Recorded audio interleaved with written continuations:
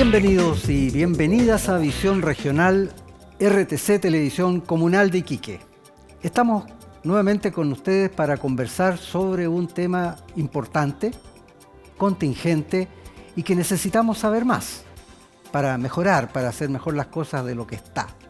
Y en un momento en que está difícil la cosa en Chile, en Iquique, en todas partes de nuestro país, por el estallido social que lleva más de 2 semanas, y que todavía está la gente en la calle. Entonces queremos conversar hoy día sobre derechos humanos. Derechos humanos y crisis social hoy día con 2 destacadas profesionales de Iquique. Las voy a presentar y luego comenzamos este diálogo con ellas. Tonia Salgado Aravena, trabajadora social de la Oficina de la Mujer, Dideco, Ilustre Municipalidad de Iquique. Tonia, un agrado que estés con nosotros. Gracias, muchas gracias por la invitación. Y Angelina Rojas Valdés, quien ha estado varias veces con nosotros y también en la contingencia profesional y social nos vemos a menudo, pero hoy también vamos a conversar sobre este tema que ya anunciamos. Periodista y dirigente gremial, y lo dejo ahí para no extender el currículum. Angelina, hola. Hola, muchas gracias por la invitación. Un saludo a todos quienes nos van a ver este diálogo y esta conversación, que espero podamos hacer un aporte acá con Tonia. Sí. Mira, en las últimas semanas hemos estado viendo estas cosas, hemos conversado sobre las secuelas que va a dejar la crisis esta, sobre todo en las personas más desvalidas, sobre todo los niños, con psicólogos, con psicólogas. Hemos conversado sobre las cuestiones económicas, hemos conversado sobre temas relativos a los derechos, pero en particular lo que queremos conversar hoy día son sobre los derechos humanos. Particularmente porque este concepto a veces no está muy claro, se confunde con otros y no es poco habitual que alguien diga ¿y por qué la policía no le protege sus derechos humanos? Sabemos que ese es un error y tenemos que conversarlo acá para que a nuestra audiencia le quede claro. Pero en lo más remoto de la sociedad moderna, dejo la pregunta para las dos, ¿de dónde arranca esto del concepto de derechos humanos, Angelina? ¿Qué podemos decir? Bueno, teníamos que situarnos en Europa, detrás de las 2 guerras mundiales, específicamente el año 1948, la Organización de las Naciones Unidas emite una carta fundamental que contiene 30 derechos humanos que los enumera y los explica, 30 acápite, algunos tienen 2 o 3 variantes. Y esto es porque en realidad el derecho humano es algo que debe ser entendido como algo esencial, invulnerable y que es para todas, para toda la humanidad. Por eso se habla de derechos humanos en el sentido más amplio. Es la Declaración Universal. La Declaración Universal, que acá el INDH ha sacado un folletito, yo creo que está al alcance de todos, es pequeñito, entendible, porque además son enunciados. Pero los enunciados son absolutamente claros de qué es lo que se está protegiendo. Entonces eso incluso va más allá de las normativas que tenga cada Estado. Más allá hay países que no tienen constituciones políticas, también se aplica. Entonces esto es fundamental. Y creo que a partir de lo que acá se establece hay que repasarlo y hay que aplicarlo en la realidad y a la contingencia que vivimos día a día. Sí. Sin duda alguna. Y claro, normalmente estas crisis y que tienen efectos sobre la población, particularmente desde el Estado, porque el Estado es garante y tiene la responsabilidad de proteger, cautelar los derechos humanos, el respeto. Entonces, se habla de que hay falta a los derechos humanos cuando los organismos del Estado precisamente rompen esa misión que tienen. Pero yo quería decir además, por eso dije remoto, porque sí, tú lo dices muy bien, luego de un gran conflicto en el mundo. Que se venía arrastrando hacia atrás desde la monarquía y el feudalismo. Sí, claro. La esclavitud. Esto es propio de la sociedad moderna. Los filósofos, el iluminismo, los librepensadores en el siglo XVIII llegaron a plantearse ya la necesidad de hablar de los derechos de las personas, porque antes no tenían derecho alguno. Feudalismo, dices tú, no había derecho alguno, eran solo deberes. Y la esclavitud. Y más aún la esclavitud. Entonces la sociedad moderna se hace cargo de los derechos que luego van avanzando a partir de la Revolución Francesa hasta lo que señala en el siglo XX Angelina sobre la Declaración Universal de los Derechos Humanos, que es la gran pauta orientadora. Una recogida histórica de estos atropellos a los derechos humanos, lo establece en una declaración que hoy día nadie se atreve a negar, aunque sí se vulneran, igual.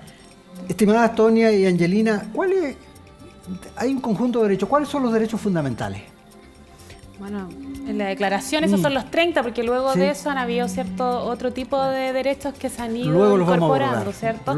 Pero bueno, el derecho a la vida, ¿cierto? Hay derechos fundamentales como el derecho a pertenecer a un Estado, ¿cierto? A un territorio, el derecho a tener una nacionalidad, un nombre, ¿cierto? Que es por eso que son los derechos fundamentales. Correcto. Es lo básico que cualquier ser humano, sin distinción alguna, tiene derecho y que el Estado tiene la obligación, ¿cierto?, de garantizarle a todos los seres humanos. Y eso es súper importante porque esto no se trata de voluntades. Hay una obligatoriedad de los Estados frente a los derechos humanos, frente a esta declaración, sobre todo los países que la han ratificado, ¿cierto? Y que después han ratificado todos estos pactos que, bueno, posteriormente los vamos a revisar, pero es súper importante entender eso. Entonces, en el contexto social, político de hoy, ¿cierto? Se habla mucho de los derechos humanos, pero también se habla mucho de los mecanismos que hoy existen que nos garantizan, ¿cierto?, esta obligatoriedad, y por eso es que se ha nombrado tanto el tema de la Constitución. ¿Cierto? La Carta Magna que todos los estados, ¿cierto?, poseen y donde se consignan, ¿cierto?, estos derechos y cómo los estados van a garantizarlos a los ciudadanos. Hay algo que tiene esa Constitución chilena que hace que el espíritu democrático a veces no esté contemplado porque no fue hecho en democracia. Bueno, ese es uno de los temas que está en discusión hoy día. Por lo tanto, es día. un sino que tiene. Mira, yo creo que voy a leer textualmente para precisar exactamente lo que se señala el artículo primero, que es desde donde partimos. El artículo 1 dice: todos los seres humanos nacen libres e iguales. O sea, somos todos iguales en dignidad y derechos. Y dotados como están de razón y conciencia, deben comportarse fraternalmente, como estados, comportarse fraternalmente los unos con los otros. Todas las personas tienen derecho a libertades. Bueno, y ahí empieza después a enumerar desde el artículo 2 en adelante. Entonces yo creo que lo más importante es esto, que el primer derecho es el derecho a la dignidad y a la vida. Estamos todos protegidos por ese gran valor humanitario y universal. Lo que sí, esto como decía Tonia, los estados adhieren a esta declaración porque si no sería muy mal visto, sobre todo si somos parte de las Naciones Unidas. Una comunidad internacional. Claro, una comunidad internacional. Lo que sí sucede es que muchas veces pasa por constituciones que no tienen una base democrática o porque los estados después no hacen su propio reglamento, tienen una normativa interna, un protocolo de cómo actuar, entonces quedan muchas veces ahí. Pero en el caso de los derechos humanos ya hoy día prácticamente todos están con sus regulaciones internas para adherir, no solamente adherir de palabras, sino que como esa gran carta, digamos, que nos entregan, la integramos en nuestra regulación. Sí, lo que pasa es que, mira, dos cosas. Me parece súper pertinente algo que señaló Tony, que tú lo ratificas, Angelina, es de que Chile es firmante. Claro, es firmante. Entonces aquí hay una doble condición, una doble obligación. Primero, para defender los derechos humanos fundamentales, porque son esenciales. Y segundo, porque Chile es firmante, por lo tanto, tiene un compromiso internacional de respeto. Entonces, ahí tenemos un problema grande porque en las últimas semanas han recrudecido en Chile graves violaciones a derechos de las personas. No es posible que por manifestarse, por expresar descontento, aunque sea con firmeza, sean atropellados esos derechos fundamentales. Por supuesto. O sea, también es cómo los vamos jerarquizando, ¿cierto? Porque independiente de si un joven o un adulto o un niño, ¿cierto?, una mujer, rompe la propiedad pública, ¿cierto? Rompe los espacios públicos. Se equipara un espacio público a una vida. Entonces ahí hay un tema también que como sociedad debemos conversarlo, ¿cierto? ¿Qué le nosotros vamos valorizando? ¿Qué tiene más valor? ¿La propiedad privada, la vida de las personas la integridad física, el respeto por sus derechos sexuales y reproductivos. Entonces, yo creo que este estallido social nos da a nosotros la oportunidad de replantearnos como sociedad en cada uno de los espacios en los cuales nosotros nos desenvolvemos. Desde, en mi caso, por ejemplo, como trabajadora social, ¿cierto?, que pertenezco a una dirección de desarrollo comunitario, como nosotros nos hacemos cargo también de la comunidad, cómo nosotros podemos acercarnos a ella, cómo dialogamos con la comunidad y cada uno en los diferentes espacios en los que estamos participando, ¿cierto?, activamente. Sí, lo que pasa también, y yo creo que es muy valioso lo que se hace en la Dideco, en este caso, y todos sus departamentos, porque estamos en una situación no solamente difícil, sino que particular. Coyuntural. Nueva, que aparece, ¿no es cierto?, como un fenómeno y arrasa con todo. Claro, coyuntural. Entonces nadie está preparado para eso. Exactamente. Nadie está preparado para eso. Entonces, si no hay algunos soportes institucionales, en este caso comunitarios, que ayuden, que arropen a la gente que anda por ahí buscando respuestas, entonces estamos sin nada. Ya, estamos sin nada. Y yo creo que es importante igual destacar lo que tú decías, Víctor, los derechos humanos, los que se comprometen a respetar estos derechos humanos son los estados. Correcto. Por lo tanto, cuando se vulneran los derechos humanos, estamos hablando de agentes del Estado que vulneran los derechos humanos en forma sistemática, aunque el director del INDH lo haya dicho de manera contraria. Entonces, cuando una persona, por ejemplo, le roban un delito común, es un delito común. Cuando alguien ataca a un agente del Estado, también es un delito que se puede procesar de distintas maneras. Pero es el Estado el que comete los atropellos a los derechos humanos. Entonces, de eso estamos hablando. Sí. Hoy día yo creo que se visualizan dos situaciones. Una que tiene que ver con las marchas y con todas las acciones de protesta, donde la policía irrumpe de manera arbitraria. Acá lo hemos vivido en Iquique, yo he estado en algunas de las acciones donde llega Carabineros de la nada. No sé, había un conjunto que estaba actuando el otro día, interpretando canciones de Sol y Lluvia allá en el parador fotográfico de la municipalidad. En plena actuación empieza a tirar agua.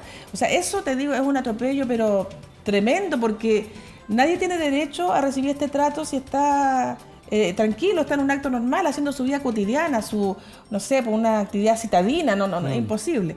Y lo segundo es a lo que se refería Tonia, que igual encuentro absolutamente grave, es cierto. Hay mucho vandalismo, hay destrucción de la propiedad, pero muchas veces ahí se genera desproporción de la manera de actuar de las policías. Se supone que ellos están preparados para actuar en esas situaciones. Se supone que tiene carabineros, investigaciones, incluso el ejército, tienen unidades de derechos humanos al interior de sus instituciones. Ahora yo diría, quizás que eso habría que replantearse. ¿Quiénes son los que desarrollan estas cátedras? No sé cómo es la formación policial y militar. ¿Quiénes la desarrollan? Porque quizás la persona, los académicos que están trabajando estos temas, no han sido formados ellos en el rigor. Claro, porque provienen de una sociedad que está saliendo recién de... Quizás qué visión tiene. Claro, entonces creo que ahí también hay que hacer una intervención. Y ahora lo peor de todo, es todo esto, cuando se les pasa la mano en torturas de connotación sexual. No sé, yo creo que eso es terrible, terrible, porque no es un hecho aislado. O sea, han habido abusos sexuales con hombres, con mujeres, con niñas, con niños. Entonces ya diga esta sociedad... Ya es lo más grave, es lo más profundo. Es lo más profundo. Yo llego a pensar que en realidad...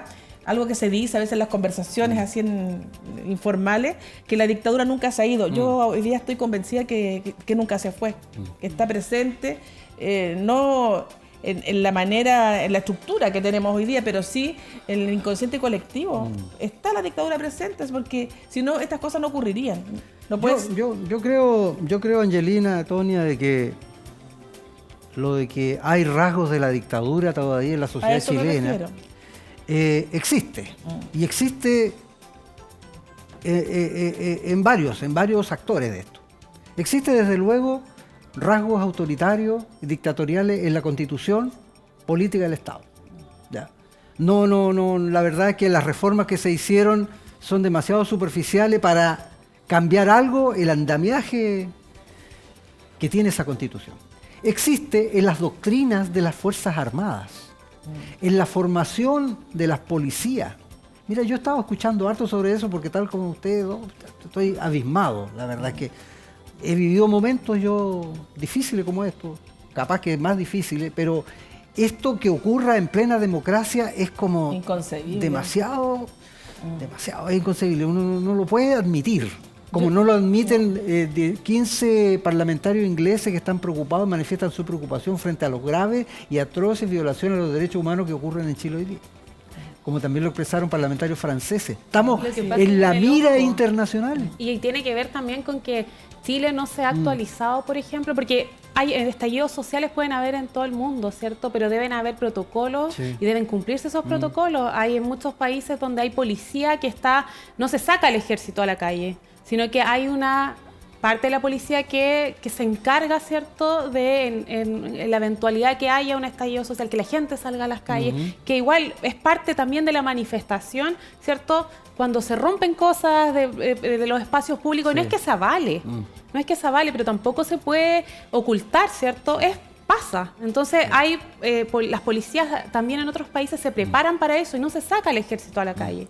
El ejército no está entrenado, ¿cierto? No se prepara para poder contener, ¿cierto?, una revuelta social. Se prepara para una guerra. Entonces eso es desproporcionado. Armas letales. Pero también la responsabilidad que deben tener los políticos, ¿no es cierto?, particularmente el presidente de la República, que muy recién comenzaba la crisis, planteó la guerra. Claro. Entonces eso crea un contexto y hace que los ciudadanos, y en este caso las fuerzas represivas del Estado de Chile, tengan como un empujón para esto, ¿no?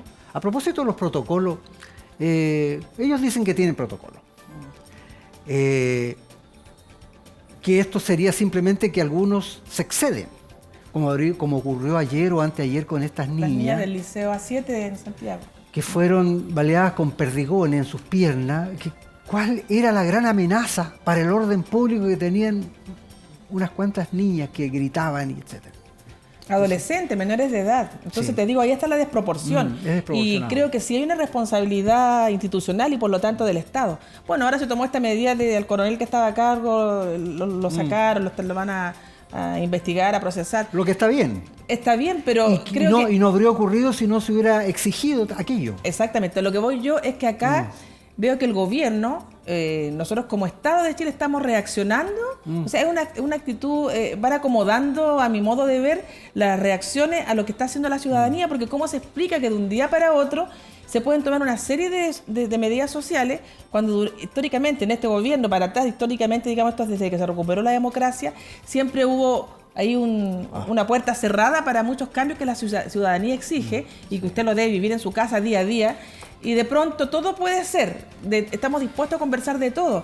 Entonces eso da cuenta de que en realidad para atrás estuvo mal el manejo político del país. Claro. Entonces sí, por eso que ocurre esto. Yo quiero decir que todo acto vandálico yo lo reprocho, lo repruebo, me incomoda, me alejo cuando van a haber situaciones de violencia. Yo creo que el 99% de la población dice lo mismo. Pero lo que sí creo que es fundamental que entendamos los contextos. Sí. O sea, si uno revisa la historia de la humanidad, vemos que en situaciones de estallido social, de caos, eso es lo que genera los cambios. O sea, este es un paralelo a tanto abuso. Chile, acá todos dicen, hace 30 años, no son 300 pesos, son 30 años. Yo diría que es la vida republicana, es siempre, porque este país nació capturado por una élite económica y política que representa, no sé, un mínimo porcentaje de la sociedad, y eso empezamos a crecer como nación y se fue acentuando. Y de hecho, hoy día vivimos una brecha social, pero increíble, que es una de las peores del mundo. Entonces, ¿qué se puede hacer frente a esa situación? Entonces, yo digo, hay que reprimir de esa manera, no. Que hay que tratar de regular y que tienen que actuar las policías, sí, hay que hacerlo. Pero no se puede hacer una actuación de esta naturaleza con tantas consecuencias graves sin entender los contextos. Quiero precisar una cosa, Angelina. Chile, por cierto, no es el país más desigual de América Latina. No es el más desigual. Pero lo que ha llevado a la gente a irrumpir colectivamente, como lo ha hecho en estas últimas 2 semanas, más de 2 semanas, ha sido la desigualdad. Exactamente. Porque la desigualdad también hay que relacionarla con lo que estima posible la población. Es decir, nosotros los seres humanos, los seres sociales en realidad, funcionamos con expectativas.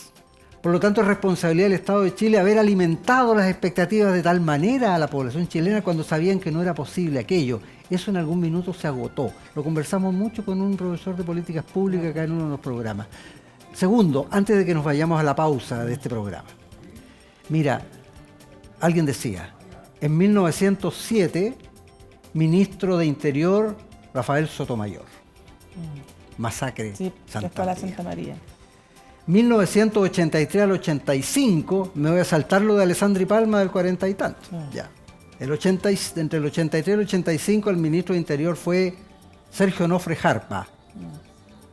En una de las llamadas a protesta, hubo 18 muertos. Claro. Y actualmente, 2019, también ministro de Interior Sergio Jarpa. 2019, ministro de Interior, señor Andrés Pío Chadwick. Ya.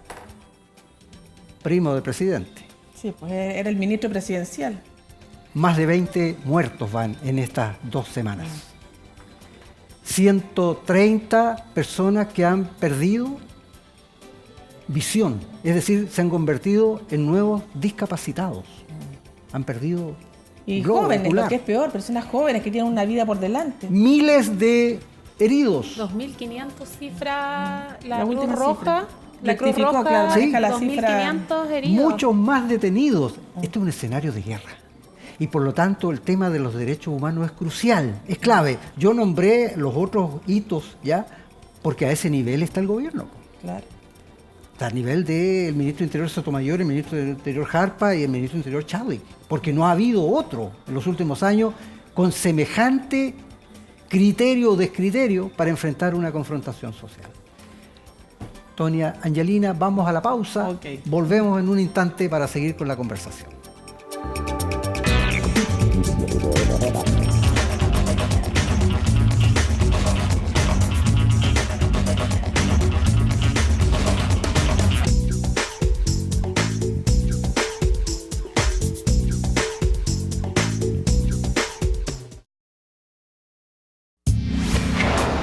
RTC Televisión.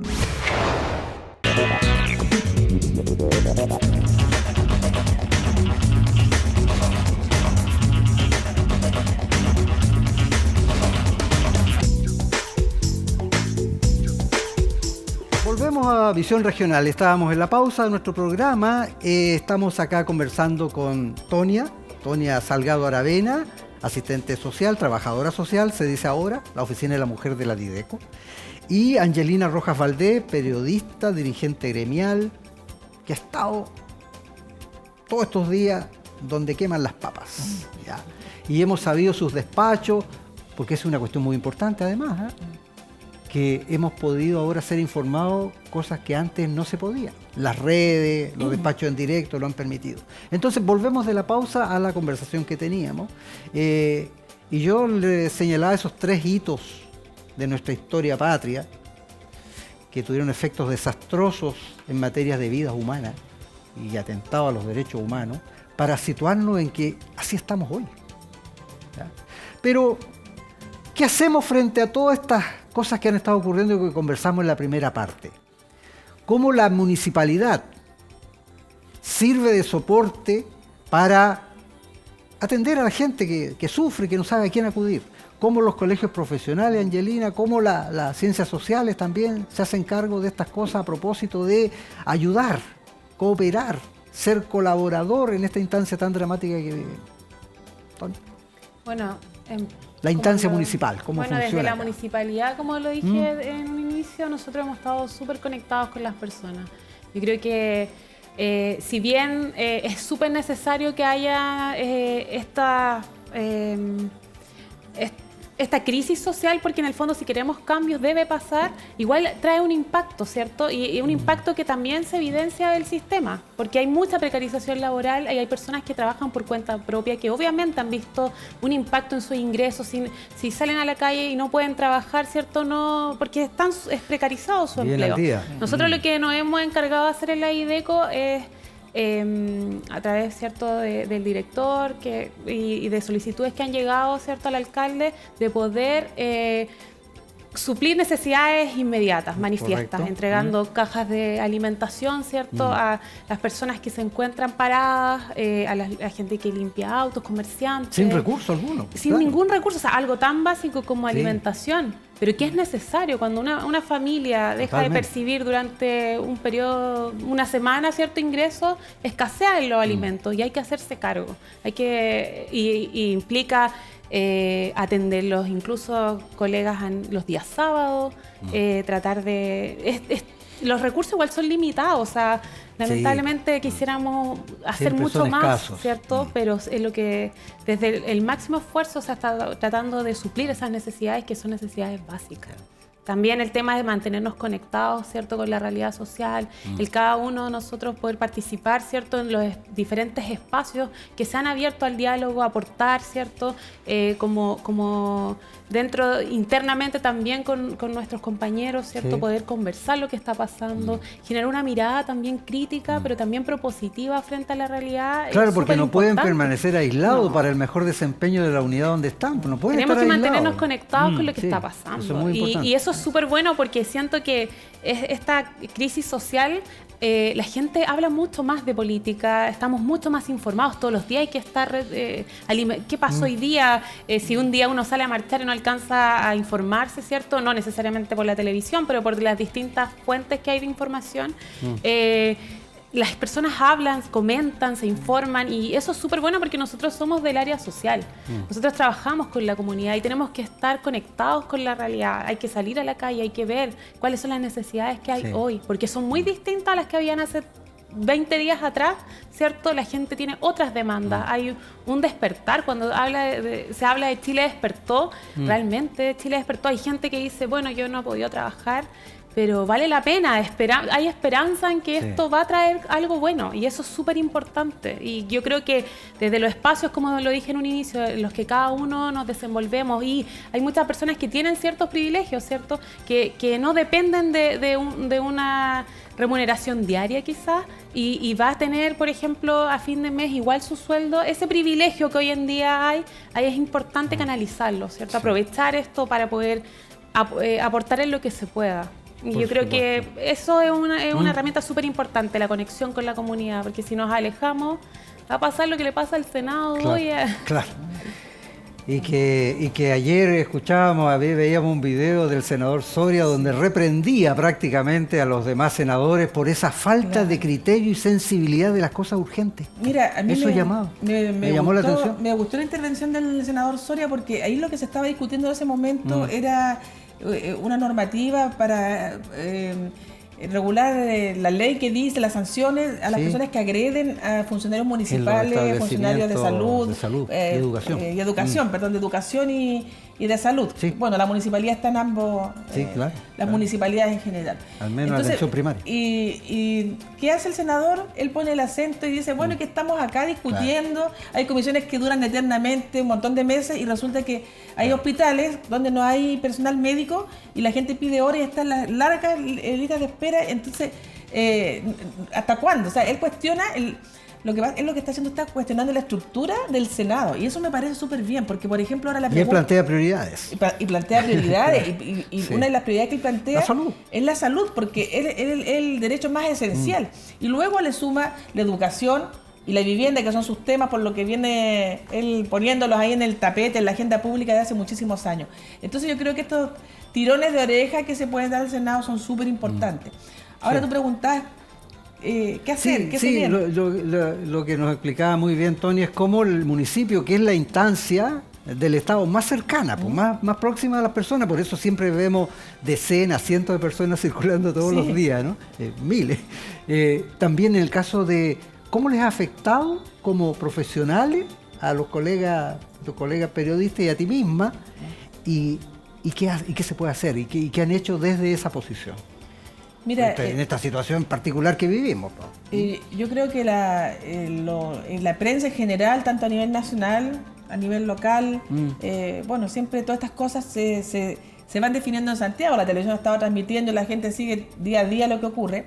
Pero si recordamos, nos remontamos a los primeros días de este estallido social, la prensa estaba absolutamente sesgada. Pero sesgada, o sea, era como vivir dos realidades. Mundos paralelos. Mundos paralelos. Y de a poco se empezaron a abrir y empezaron a dar la voz. O sea que la ciudadanía es una masa tan grande que cambió la agenda. O sea, obligó a que también los medios de prensa los escucharan. Ahora, ¿dónde va a terminar esto? Es difícil poder hacer una perspectiva y fijar escenarios posibles, porque yo veo primero, el alcalde lo dijo en una entrevista que yo le hice, dijo, el sartén por el mango lo tiene el gobierno.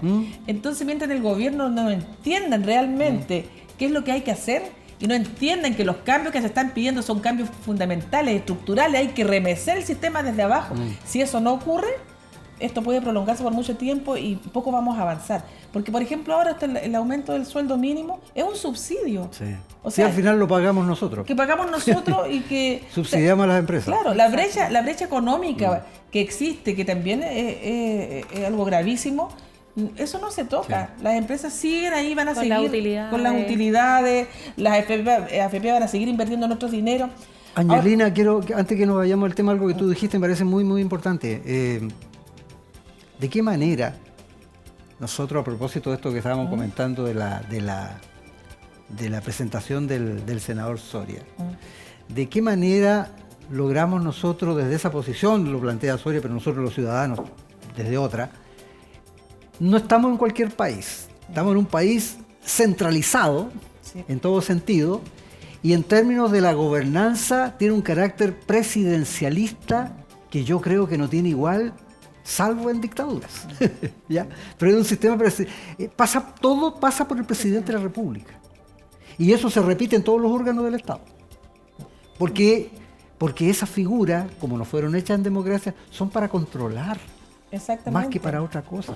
Eso quería apuntar, que tú lo señalabas. Sí, yo creo que, por eso yo te digo que acá lo que se está pidiendo, los grupos más jóvenes, más emergentes, están apuntando a cambios fundamentales. Primero, una nueva constitución, asamblea constituyente y cambiar una nueva constitución.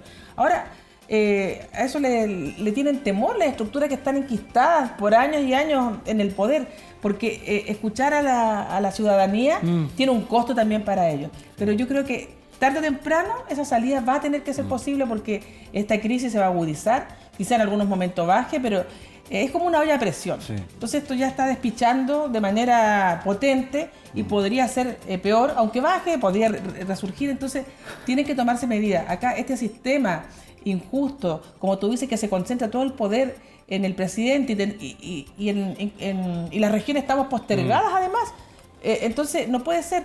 Ahora, por ejemplo, estamos implementando una reforma, descentralizando el país a través de reformas que crea la figura del gobernador regional. Sin duda que es un avance, pero absolutamente insuficiente. A la chilena, porque el poder sigue allá encapsulado en Santiago. Claro. La mayoría de las funciones van a estar concentradas en el delegado presidencial. Entonces, y el delegado presidencial va a ser esa persona que es el representante del presidente en la región y por lo tanto lo que va a primar es lo que dice el centralismo. Por eso te digo que es muy duro por el carácter que tiene la gobernanza chilena, porque está todo concentrado. Otra cosa, me parece muy bien que la municipalidad y sus funcionarias y funcionarios tengan esa capacidad para estar conectados con lo que está pasando en el Chile, en el Iquique real, para poder efectivamente atender con los recursos que tiene, que son siempre escasos. A las personas que están pero urgidas de esto. Porque, digamos una cosa finalmente, antes que se nos vaya totalmente el programa, los derechos humanos es como el centro de lo que la gente ve, es como organismos del Estado atentan contra esos derechos fundamentales de todos nosotros. Eso es atentar contra los derechos humanos, a premios ilegítimos muchas veces. Pero se llega a eso porque hay otros derechos de carácter económico y social que no están garantizados en nuestra patria. Bueno, eso fue lo que desató este estallido social, porque hablamos ya de las brechas económicas, la concentración del poder, la concentración de las riquezas del país, la enajenación de nuestros bienes, que hoy día, el mar, el agua, todo en poderes privados y de consorcios internacionales. Entonces eso hace que tú pagues más cuentas, que el agua te suba, que te cueste una familia normal tener a sus hijos en la universidad. Entonces fue justamente este estallido social parte porque se han vulnerado sistemáticamente también, de manera como política de Estado, se ha vulnerado el derecho a nuestros recursos naturales que nos puedan, de lo que nosotros también podamos como ciudadanos tener beneficio y que nos asegure una mejor calidad de vida. Entonces, es obvio, en el día a día las personas lo viven por años. Sí, sí, yo creo que eso está, no se va a salir. Es muy probable también de que eran algunos puntos que aparecieron sobre la mesa en la primera semana. Es decir, las tarifas del metro, de la energía eléctrica, o sea, lo que tenía la que ver con la educación, cartera, la salud, y todo claro, lo que venía. Pero se han ido sumando otras demandas. Claro. Ayer veía yo bloqueada la carretera entre Santiago y Valparaíso por el TAC y por el impuesto específico a la benzina. Y aparecen después unos trabajadores que interrumpieron el tránsito hacia Chiloé, salmoneros. No, y los estudiantes que ponen de relieve la educación de calidad, la gratuidad de la educación. Y parece que ayer cuando salieron los pingüinos. Ayer hubo un cabildo estos días. O sea, por ejemplo, en relación a las mujeres, bueno, yo pertenezco a la oficina de la mujer, igual hay demandas que tienen relación en todas las áreas, ¿cierto? La toma de decisiones. ¿Cuáles son las más singulares y que son como las más demandas más graves que no están atendidas? Desde tu experiencia profesional ahí. Yo siento que el tema tiene que ver con el ejercicio pleno de las autonomías. Yo creo que tiene relación con, bueno, obviamente la autonomía económica, autonomía física, ¿cierto? La decisión sobre los cuerpos de las mujeres, desde incluso la objeción de conciencia, que ha sido algo que se ha discutido mucho, ¿cierto? Pero también las brechas del tiempo libre, el trabajo no remunerado, la precariedad de la mujer, ¿cierto? La desigualdad en los salarios. La desigualdad en los salarios, al mismo trabajo, ¿cierto? Al mismo grado educativo, pero distintos salarios, a la carga que hay laboral, al trabajo que es doméstico, ¿cierto? Las horas de descanso son menos, entonces... todos esos derechos y desigualdades que también se vinieron incubando durante larguísimo tiempo hasta que también el anterior estallido fue el de las mujeres precisamente. La participación política, ley de cuotas, pero ¿qué mujeres hoy en día nos representan? ¿Son realmente representativas? Entonces igual hay como un cuestionamiento al sistema, un sistema que muchas mujeres no se sienten representadas, que sentimos que no nos favorece, que queremos cambiar. Y esto viene, este 8 de marzo fue, yo creo que un precedente para lo que vino después, porque yo he marchado muchos años, he participado muchos años, ¿cierto? Organizándome con mujeres, ¿cierto? Conversando estos temas en distintos espacios, como estudiante, ¿cierto? Después como trabajadora. Y yo creo que este año fue un presente súper importante. Yo nunca había visto tantas mujeres. Sí, fue bien importante. Eran como 10.000 mujeres, 8.000 mujeres, y éramos demasiadas, y era muy lindo como bueno, más allá del feminismo, ¿cierto? Que es como la consigna, en todas las áreas se cuestiona, ¿cierto? Se cuestiona, como decía, los derechos civiles, ¿cierto? El tema salarial. Los derechos económicos y los derechos sociales. Claro, los derechos sociales. Sí, y también lo que se suma hoy día son los derechos culturales. Los derechos ambientales, porque nosotros tenemos derecho a vivir en un medio ambiente limpio, tenemos derecho a tomar un agua de calidad, tenemos derecho a nutrir nuestro espíritu con lo que es la cultura. Y eso va al artículo 1, es decir, poder vivir en un ambiente contaminado con tantas cosas, no se puede. No se puede. Sin duda. Ahora, otra cosa súper importante es que la lectura que hacen los políticos tradicionales de este estallido social, me parece a mí que es bastante equivocado, porque están esperando con quién interlocutar. Bueno, se han generado algunos espacios, pero yo siento que la estructura de poder hoy día imperante en todos los sectores, los políticos transversalmente, estamos hablando del sistema político nacional, piensan que ellos van a ser los interlocutores.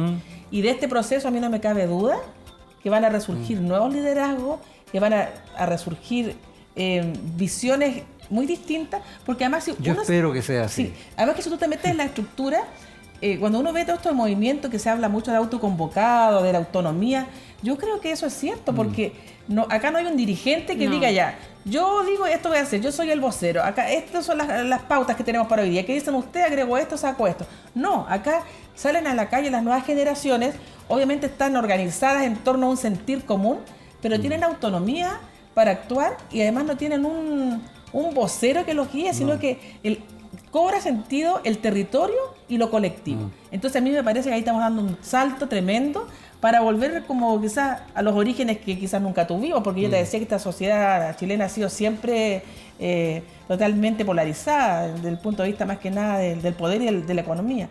Pero hay que rescatar eso, las nuevas generaciones tienen una visión distinta, su pensamiento apunta a otro, es otra mirada.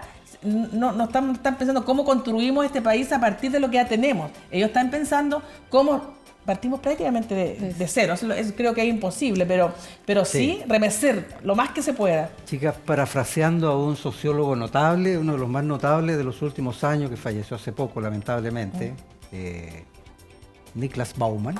Sí. Parece ser que todas las organizaciones que hay ahora y que participan y que la llevan en estas autoconvocadas, que yo también lo he apreciado, de repente en una marcha me he encontrado que alguien me dice, profe, yo le digo, ¿y este anda en la...? Claro. Llevaba un grupo, ¿ya? Y con una claridad que tiene. Claridad. Estamos en un movimiento también de carácter líquido que tiene sus cosas buenas y sus cosas malas. Por supuesto. Cosas buenas porque fluye, es incontenible, pero también a veces dónde paro, dónde aclaro, dónde ya exijo, ¿ya? Lo de los interlocutores. Entonces, pero de todas maneras es más bueno que malo. Sí. De todas maneras es más bueno que malo porque la idea es que se produzca un cambio. Lo que pasa es que lo malo te anula muchas veces todo esto bueno. No, por supuesto, porque de repente las élites viejas, que de repente aparecen algunos políticos que no son viejos, pero son de mente vieja, ¿entiendes? Como lo dijo Allende, hay viejos jóvenes y jóvenes viejos. Claro. ¿Ya? Entonces, el punto es que ya han aparecido algunos que dicen, no, pues, la cosa hay que hacerla institucionalmente. Exactamente. Hay que hacerlo con responsabilidad. Eso Por significa supuesto que hay que ser responsable. Eso significa que los políticos no están leyendo. Lamenté que hasta el cura Berrío saliera con sí, eso. pues. Que había que tener cuidado porque esto podía quizás ir donde. Entonces, claro que tiene miedo, la gente que ha estado mandando siempre tiene miedo.